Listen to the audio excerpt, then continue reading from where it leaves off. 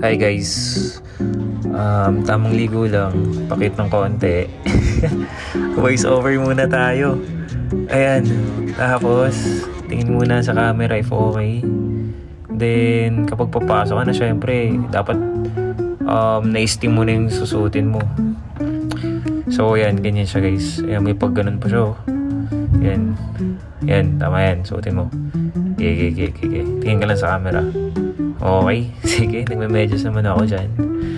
Konting pagpag po. Pinakikita pa yung sapatos guys. Yan, okay, sige. Mag-ayos ng konti para pwede na pumunta sa office. Diba? Yan. Okay daw. Ayun na guys, papunta na ako sa office niyan. So yun lang, voice over lang. Makikita niyo yung tropa bits ko dyan. Wait lang. Okay na siya guys. Sheesh, gwapo talaga ni Roy oh.